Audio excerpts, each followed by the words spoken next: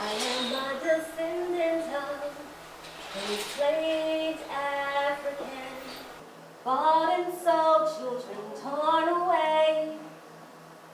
Born and died, they worked all damned day. So many names unknown, black and blue remain unsung.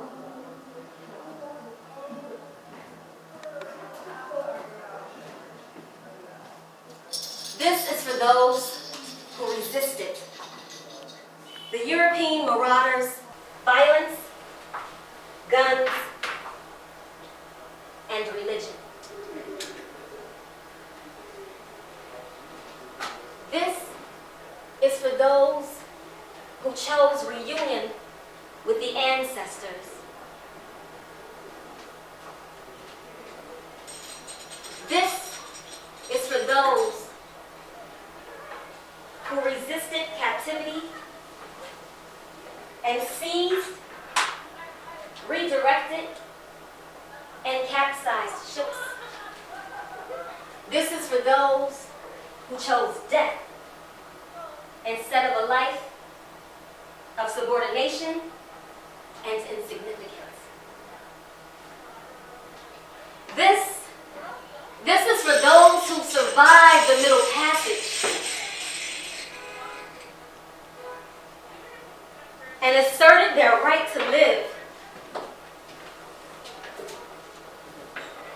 through minuscule and epic acts of resistance. This is for the ongoing struggle for self-determination. According to the scholar James Lowen, Europeans believed in a transportable proselytizing religion that rationalized conquest. Upon encountering Native American Indians, the Spaniards would read aloud in Spanish the requirements. Y reconozcáis a la Iglesia por señora y superiora del universo mundo.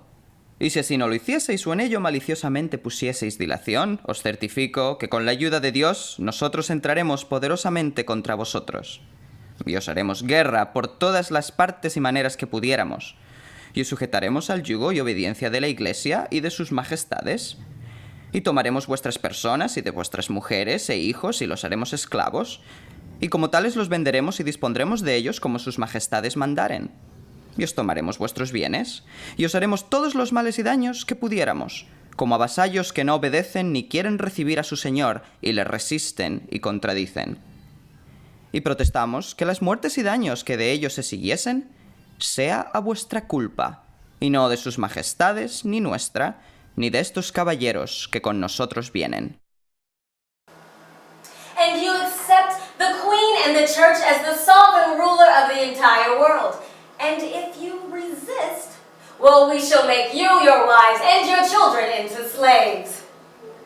And we shall visit upon them all the damage and the mischief that we can. And we request that you don't refuse, because if you refuse, well, we'll just say that all the damages and the losses and the deaths, well, they're your fault. Now, see, that's some gangster shit, right? Now, you should probably Google that. Now, in 1493, Christopher Columbus and his merrymen read a version of this requirement to the Taino people on the island of Hispaniola. And we know how that turned out. Gangster genocide. By 1505, the indigenous people faced extermination, and the importation of enslaved Africans caused the Ma'afa, the African Holocaust, the largest forced migration in human history. It went from barter and trade to raid and enslave. Whites' interests fanned and fueled the flames of black internal conflicts. Guns replaced spears. Greed fed and stoked fears. Bait and switch, divide and conquer tactics. Fire of change raged, scorched, raised people from homelands, stripped minds of most valuable natural resources. Black bodies Well, farmers, warriors, teachers, healers, builders, merchants, teachers, mothers, fathers, children, branded, bound, and chained. A continent drained for European gain, and the world hasn't been the same. On ships with such names as Jesus and Hope, Portugal, Spain, England, France, Denmark, Holland, America, scattered like jacks tossed in a childhood game. The Wolof, the Mindi, the Gola, the Ashanti, the Yoruba, and untold others to foreign shores, undivided reigns, a continent gutted, shuffled, renamed for European gain.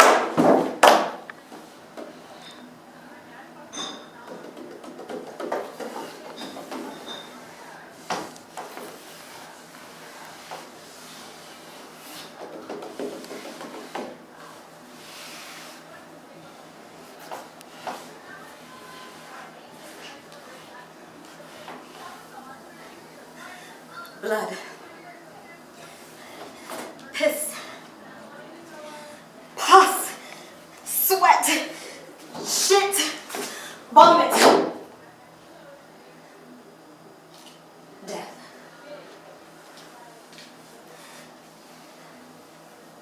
Blood, piss, pus, sweat, shit, vomit.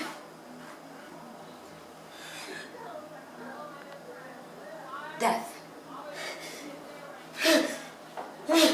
Blood. Piss. Pus.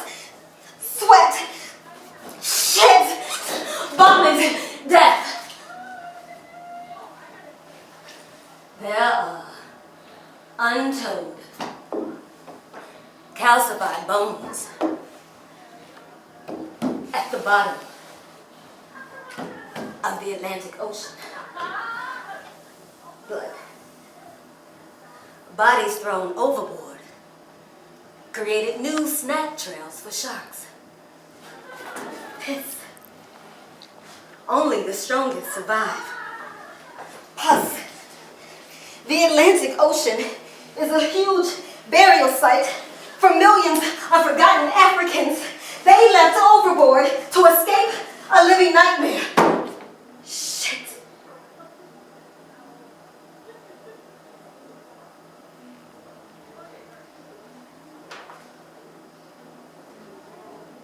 Only the strongest survive. Vomit. Death.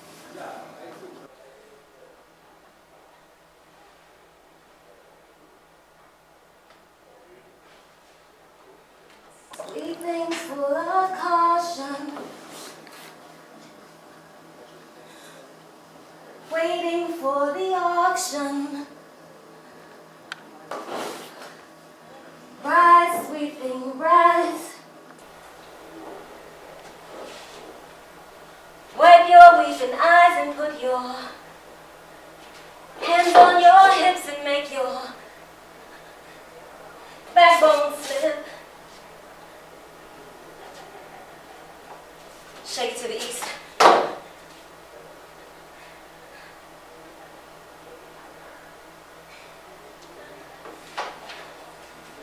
Shake it to the west.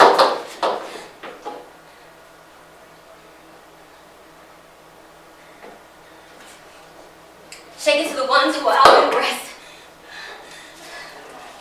Out with the rest.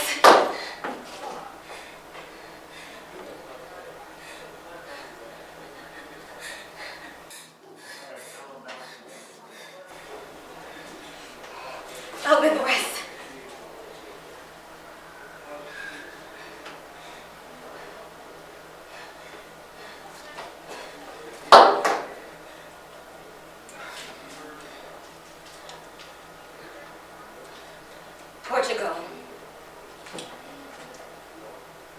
Spain.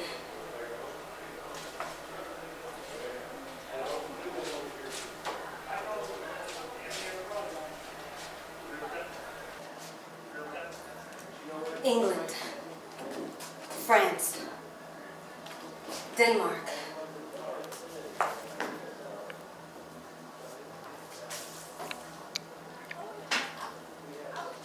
Holland. America.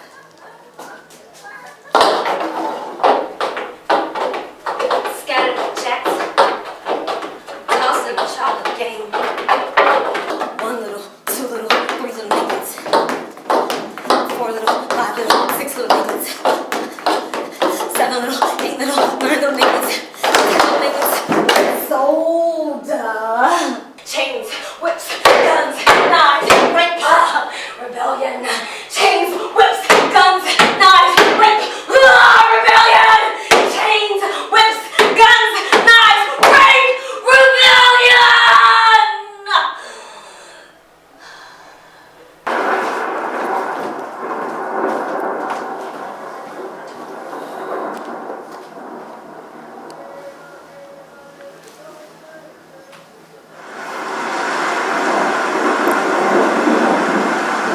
1619.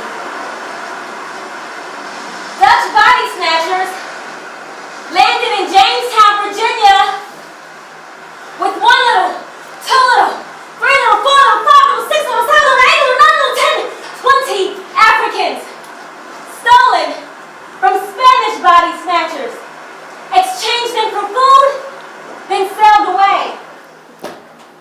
1640, Virginia. The first official slave in the English colonies, John Punch, along with 2 fellow European indentured servants, James and Victor, ran away. They were all sentenced to 30 lashes. The Scottish and Dutch servants received 4 additional years of servitude. John, an African, received lifelong servitude. Fight or run, here they come. Body snatchers have begun. They will rape, maim, and kill you. It's what they do for fun. Fear for your life, it's open season. 1676, Virginia. Bacon's Rebellion. Nathaniel Bacon led an allegiance of 1,000 former indentured servants and Africans against the rule of Governor William Berkeley and their Native American neighbors. The alliance alarmed the ruling class, who responded by increasing the racial caste system of slavery. Fight or run, here they come. Body snatchers have a gun. They will rape, maim, and kill you. It is what they do for fun. Fear for your life, it's open season. 1739, South Carolina. Stono Rebellion. A literate enslaved African named Cato led 80 other armed rebels from Stono River towards Spanish Florida, where escapees from the British colonies were promised freedom and land. They were defeated by the South Carolina militia. Fight or run, here they come. Body snatchers have a gun. They will rape, maim, and kill you. It's what they do for fun. Fear for your life. It's open season. 1791.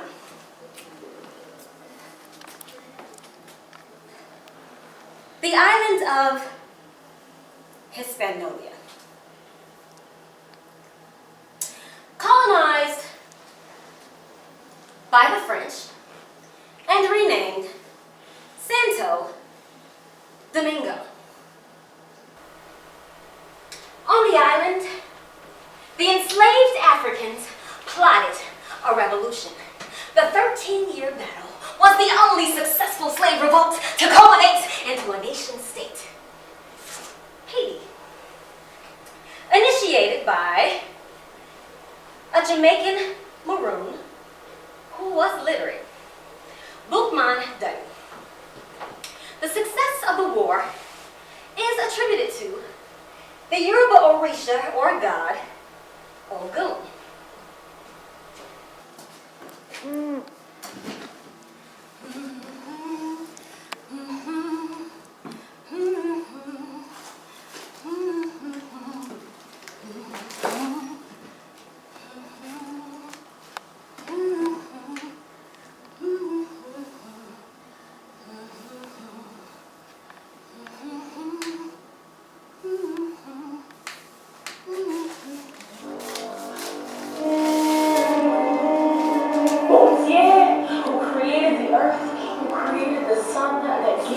light. Gautier, who owns up the ocean, who makes the thunder roar. Gautier, who has ears to hear. You are hidden in the clouds, who watch us from where we are. You see all that the white has made us suffer. The white man's God asked him to commit crimes. Gautier within us wants to do good. Gautier, who is good, so just that he orders us to avenge our wrongs. It's he who will direct our arms and bring us to victory. It's he who will assist us. We all should throw away the image of the white man's God who is so hideous. Listen to the voice of liberté that sings in all our hearts.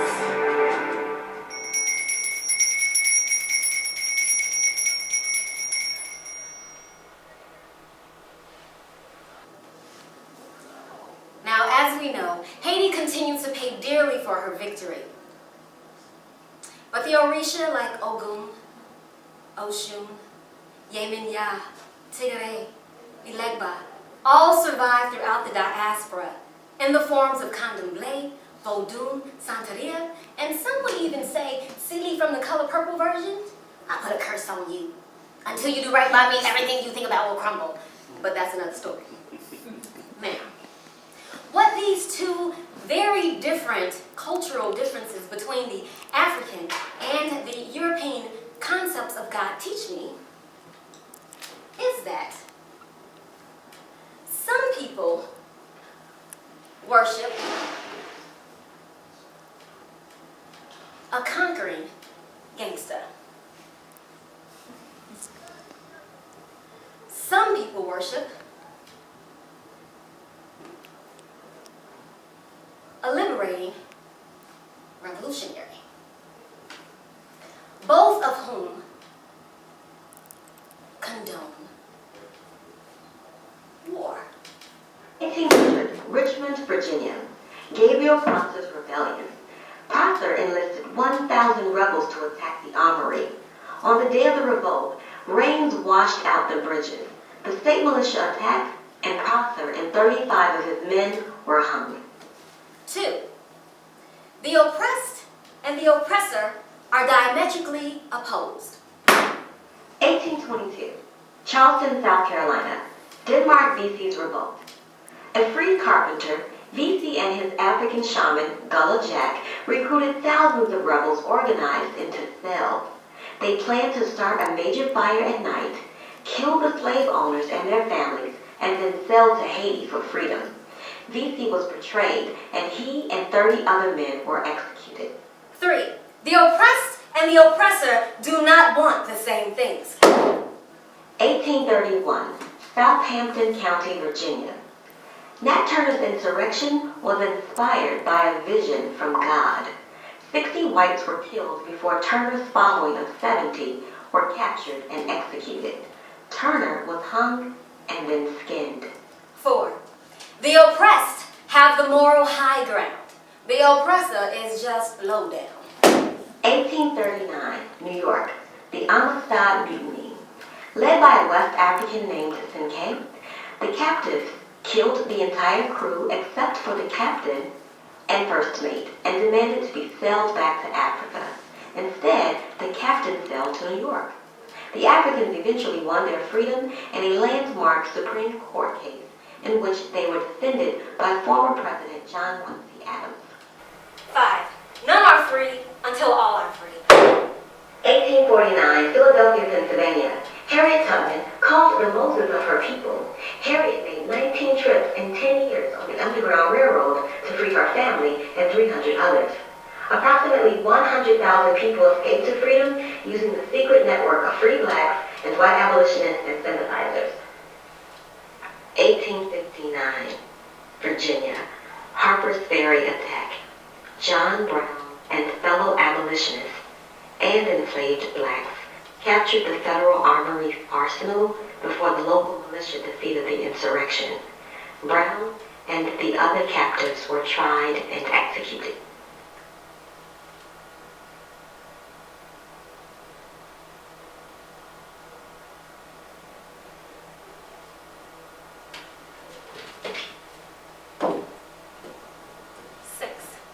Freedom ain't free.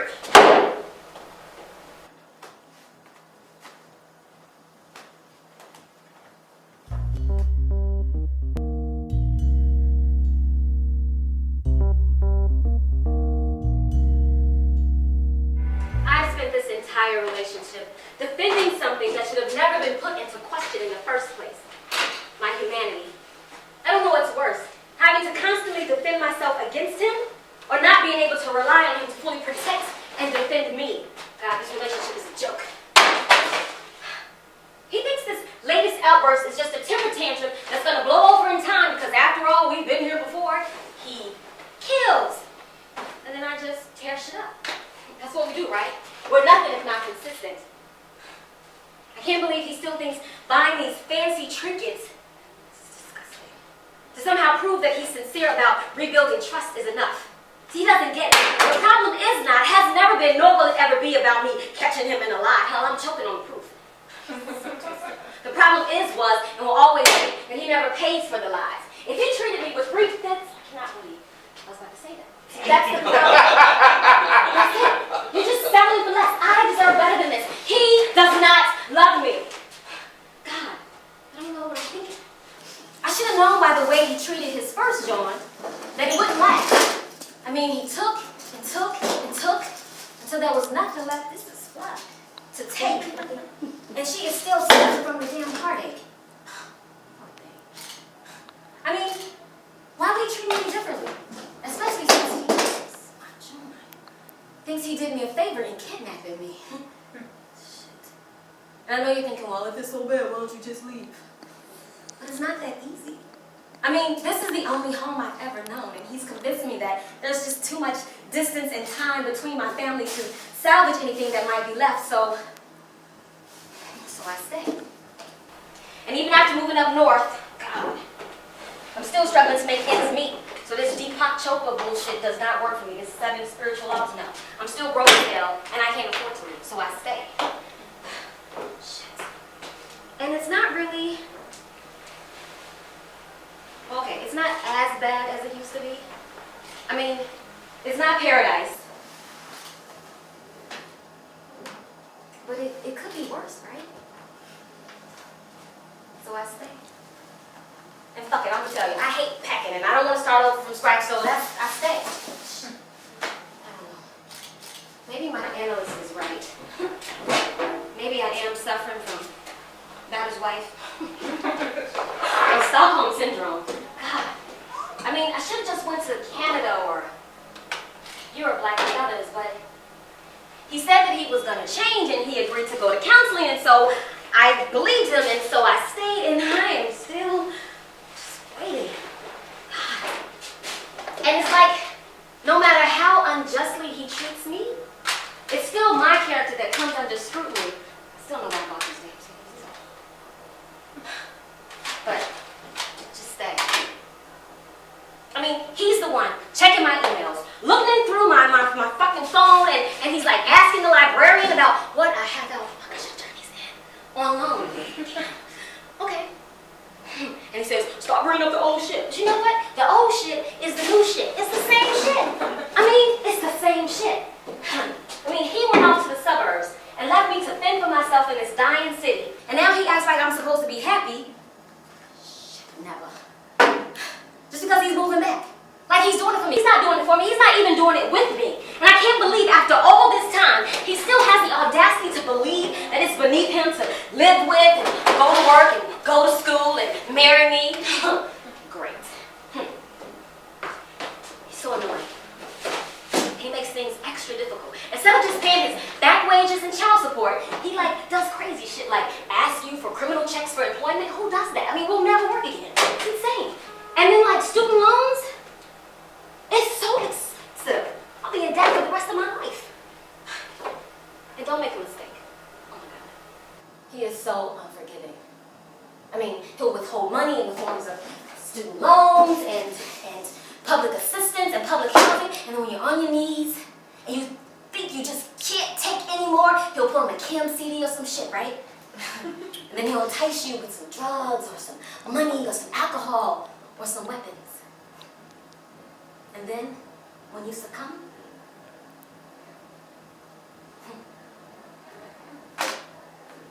he will punish you. It's crazy. He is so powerful. And I feel like I've done everything that I could possibly do. That's not true. I could kill him. And it would feel so good. So good. But everybody keeps telling me, girl, that's crazy. That's suicidal.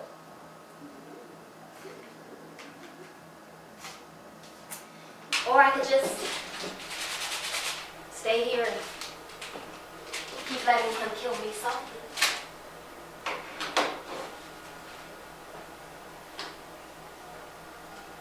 Or I could leave.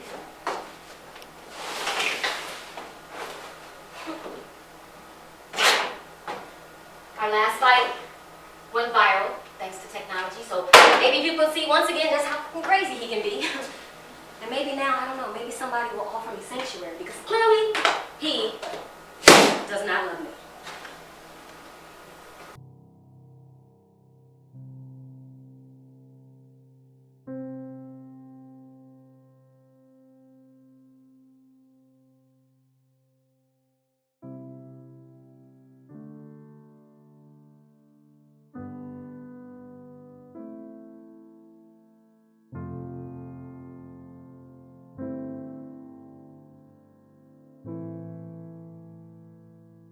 Before the ashes to ashes, dust to dust. My baby, my son. Lamentations pierce the ears. Shatters the hearts, collapsing like twin towers beneath the weights of unimaginable grief.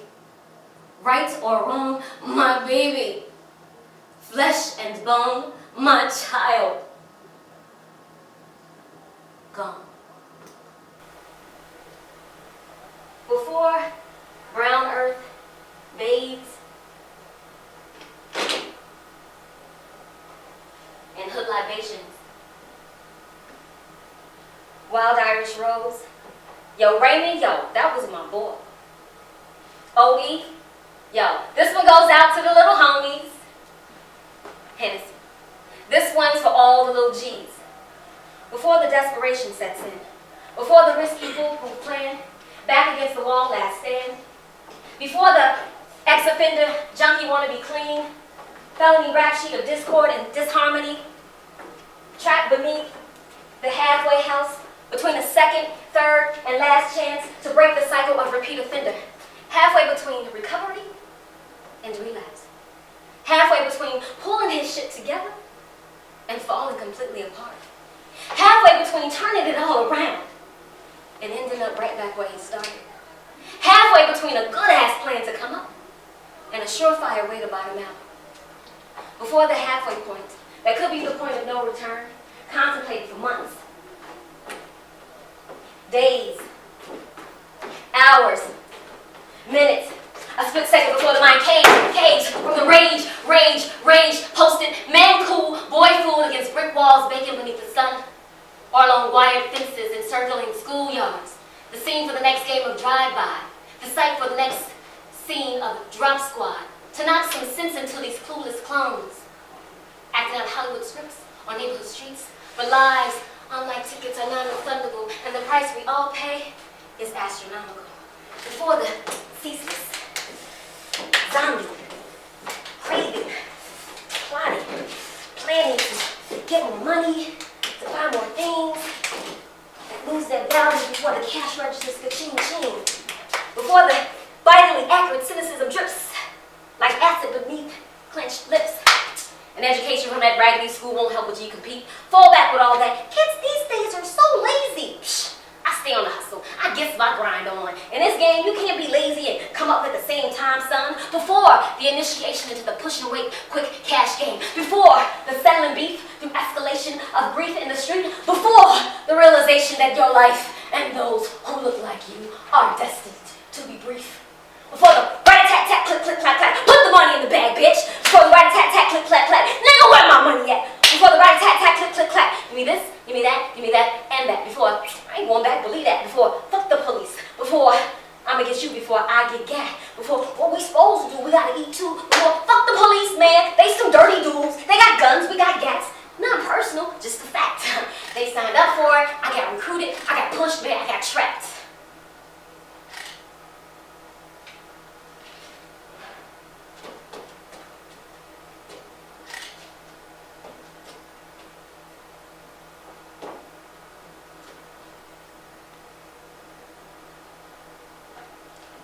Before being hammed into hellhole ghettos,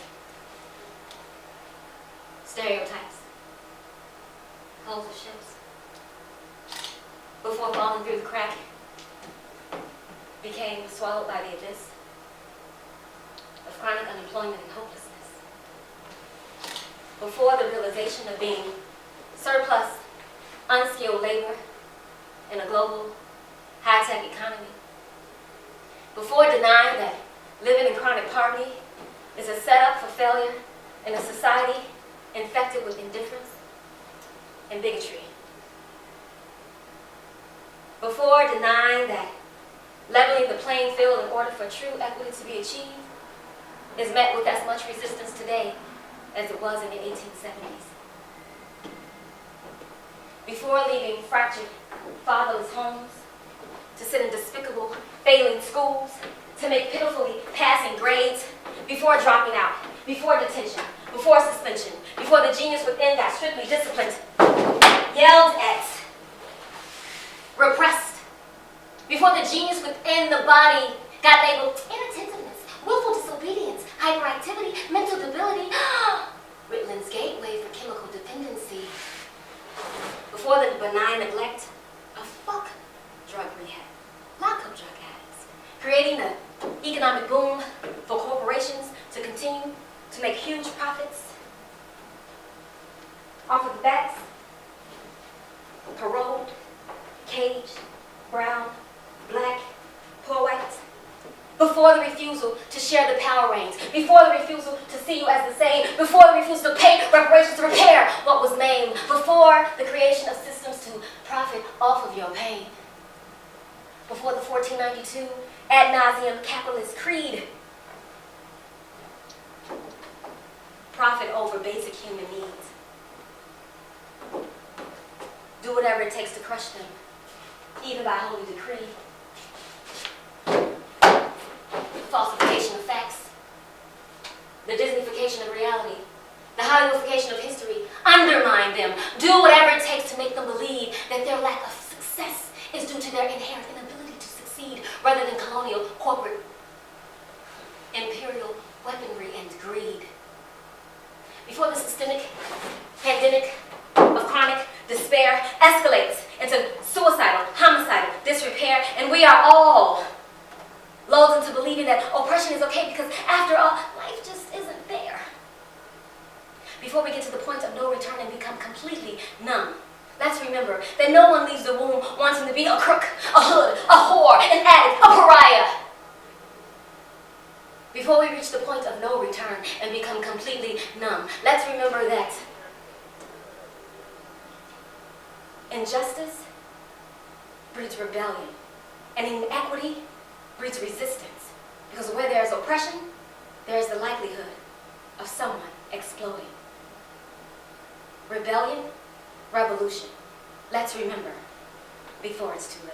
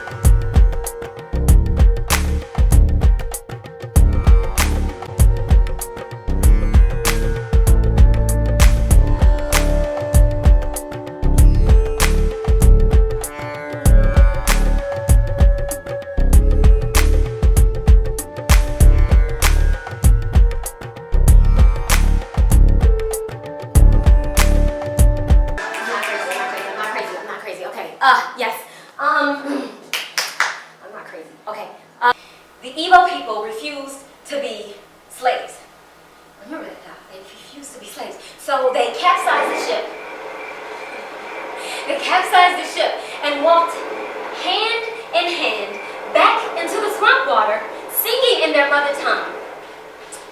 The water spirit brought us. The water spirit will take us home. 1803, St. Simon's Island, Georgia, Ibo's landing, the people who could fly. Okay, I am not crazy. Resistance is normal. Yes, and there's so many different examples. You just have to remember what they are. Alternatives, there are alternatives. Alternatives. Resistance is normal. Yes. Resistance is normal. Yes. Okay, Ibo's landing, people do that. Okay, resistance. Okay, yes. 1811, New England.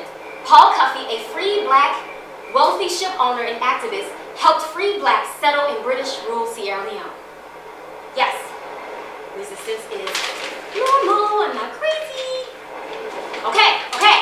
All right. 1849, Maryland. Minister and abolitionist Henry Highland Garnet founded the African Civilization Society that sought to create a colony in present-day Nigeria. Resistance is normal. Yes. 1852, Virginia. Freeborn abolitionist doctor and writer Martin Robinson Delany scouted Liberia, Nigeria, the West Indies, Central and South America as places to immigrate. I know that. The water spirit brought us. And resistance is normal. Remember, yes, I'm not crazy. Okay. 1924. New York, Universal Negro Improvement Association. Founder Marcus Garvey organized blacks who wanted to immigrate to Africa. He secured support from Liberia, but the deal was rescinded after Firestone Tires signed a 99-year lease on the land that the UNIA hoped to purchase. Okay, but resistance is normal. I am not crazy. Of course, resistance is normal. I am not crazy. Water spirit. Okay, here we go. Remember, 1967, Newark, New Jersey, the Black Power Conference. Whereas the black people in America have been systemically oppressed by their white fellow countrymen. Whereas there is little prospect that this oppression can be terminated peacefully or otherwise within the foreseeable future. Whereas the black people in America find that their interests are in contradiction with those of white America. Whereas the black people in America are psychologically handicapped by virtue of their having no national homeland. Whereas the physical, moral, ethical, and aesthetic standards of white American society are not those of black society, and indeed do violence of the self-image of the black man. Then, be it resolved that the Black Power Conference initiate a national dialogue on the desirability of partitioning the U.S. into two separate and independent nations. One to be a homeland for whites, and the other to be a homeland for black Americans.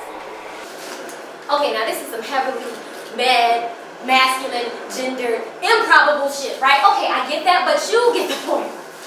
Resistance is normal. There are alternatives.